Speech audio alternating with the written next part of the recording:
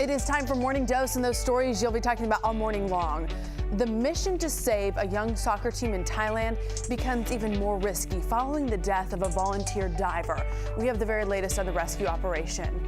Plus, yes, your computer is watching. Find out which web browser is tracking and recording your every move. Those stories and much more as Morning Dose starts right now. Welcome to Morning Dose. Well, good morning and welcome in. It is Friday, July 6th. Good to see you. I'm Jenny Anchondo. And I'm Amy Vanderhoff. I'm here for Layla Muhammad. Welcome to Morning Dose, the show that sets you up for a great day of conversation. Okay, so hang with us. We'll give you everything you need to carry the discussion throughout the day. All the big stories of the day, and then also the fun talker stories. That's right. Like this one about the best fast food restaurant. Now, the last time there was one of these surveys done about the best, it was the best hamburger, and people were up in arms. Oh, was it Five Guys or something? It was like, the top ones were, I think, Five Guys and In-N-Out. Okay. And so Whataburger fans Right. What happened? had a heyday with the insults saying that, you know, there's no way this is true and that sort of thing. So Maybe they do these surveys so that you do become up in arms and then you participate more and go after the ones that you like. I always think there's a conspiracy theory. I never think they're all funded by like the Burger Council or whatever. Yes. or by Whataburger so that you get upset and then you're like, I will eat more Whataburger. That's right. Awesome. Well, we do have a lot to get to today. Yes, so we'll reveal what the top fast food restaurant is. But first, your actual headlines. We want to get to that. And Courtney DeHoff is here with your morning essentials. Thank you. Well, Secretary of State Mike Pompeo is in North Korea this morning. He's scheduled to meet directly with North Korean leader Kim Jong-un. Now, Pompeo has said he wants to see action that shows Kim is serious about dismantling his nuclear program.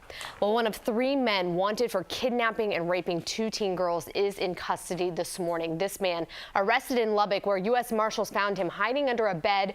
He will be extradited to Ohio. 2 other men are still on the loose. And the trade war with China now in effect. The $34 billion of tariffs on Chinese imports went into effect this morning. Overnight, China declared a new levy on U.S. imports in response. Well, we have our first hurricane of the season. Tropical Storm Beryl became a Category 1 hurricane overnight.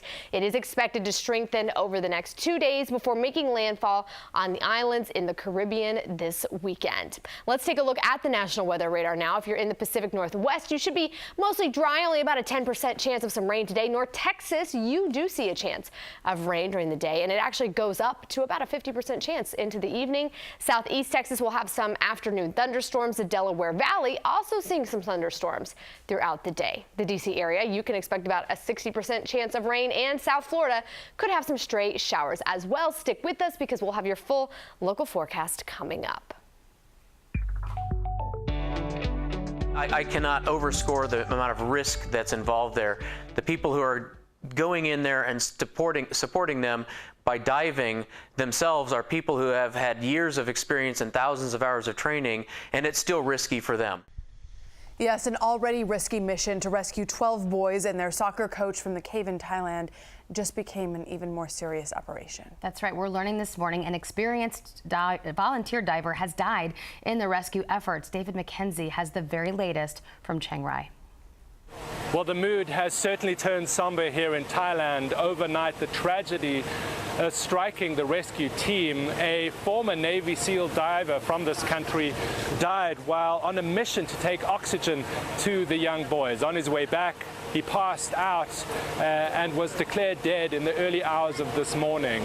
The 38-year-old diver was called an Iron Man by his family and friends, really underlying just how difficult this rescue operation will be to get these inexperienced, hungry, tired young boys out of the cave system. And these are the kind of things they're trying to do now, desperately adding pumps to suck water out of the cave system, hoping perhaps that they can get the boys out by wading or even scrambling out. And the rain has been going on and off here in Thailand this morning, and the worry is if the monsoon sets in earnest, that window of rescuing them will close for a very long time. David McKenzie here near Chiang Rai in Thailand.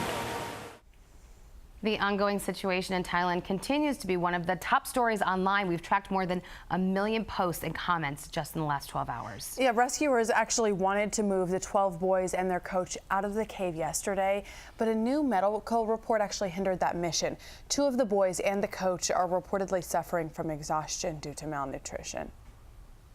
They spent about 9 days without any food at all. After 4 or 5 days, the body basically starts to metabolize its own tissues, so the muscles start to waste away. Rescuers are pushing ahead with several different plans to get the boys out. So at the surface, crews are searching for shafts into the cave system, but deep below, divers are still considering this option to teach the boys to scuba dive, although that plan really has become more dangerous in light of the volunteer's death, of course. That's right, and officials said today oxygen levels are down to around 15% inside the cave. They were about 21%, and an air hose has been installed to pump more inside, but conditions are hard going.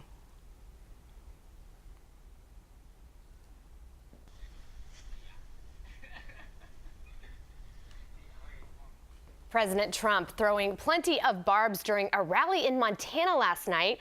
We will hear him take a shot at Representative Maxine Waters. Now, he also made thinly veiled snides against Senator John McCain and former President George H.W. Bush. But Trump's lengthiest attack was aimed at Senator Elizabeth Warren. The president has long derided Warren for claiming she is part Native American, giving her the nickname Pocahontas. Last night, when discussing Warren as a potential Democratic presidential nominee in 2020, Trump took another shot at her heritage while also joking about the Me Too movement. Pocahontas. They always want me to apologize for saying it. Let's say I'm debating Pocahontas, right? I promise you I'll do this. I will take, you know those little kits they sell on television for $2? Learn your heritage. We will take that little kit and say, but we have to do it gently. Because we're in the Me Too generation, so we have to be very gentle. And we will very gently take that kit and we will slowly toss it, hoping it doesn't hit her and injure her arm. Oh, yeah. Well, Warren did respond on Twitter saying, quote, "Hey, Donald Trump, while you obsess over my genes, your administration is conducting DNA tests on little kids because you ripped them from their mamas and you are too incompetent to reunite them in time to meet a court order. Maybe you should focus on fixing the lives you are destroying." We'll, of course, be watching Trump's Twitter this morning. This is usually about the time he starts to wake up to see if he has anything to say back, ladies. Hey, Courtney, okay, enough with the political jabs. Let's talk about something fun, still controversial, but fun. We're going to talk food. Yes. All right, can you guess which fast food chain was America's favorite, Jenny? It's Chick-fil-A, the home of the original chicken sandwich. I bet a lot of you agree. It maintained the lead in the annual American Consumer Satisfaction Report. Chick-fil-A scored an 87 out of 100, beating out second place Panera by just 6 points. And for America's favorite dine-in restaurant, that would be Texas Roadhouse, Cracker Barrel, and Longhorn Steakhouse tied for second. Jenny, do you agree? All very with the big survey's Southern. findings? Those are all very big Southern chains. Right. And growing up, I didn't have any of those. Did you up north? No, we only had like Taco Bell and Taco John's. Yeah. I don't think and we there was had that. there was a 69-cent menu. So I found it interesting, Panera, because nothing against Panera, it's always great, but it's funny because you don't hear like the cult following of people saying Panera is the best thing I've ever had, like you do with Chick-fil-A. I think that, but you have to consider who's taking these surveys, and I always think these surveys skew older. And so I also think that's why certain chain restaurants and certain things are popular, because of the demographic that usually participates in the surveys. So you're calling us old if we go to Texas Roadhouse. I'm calling us old. Yes. Yes. I'll put us in that category. Yes, so exactly. Perhaps that's why sometimes the like the burgers and the ups that happens is because of who's taking them. So. Hey, we're going to have a look at the weather where you live just ahead. And coming up on Morning Dose, don't call them a married couple. Will Smith and Jada Pinkett Smith say their relationship is so strong it's transcended marriage. But what does that mean?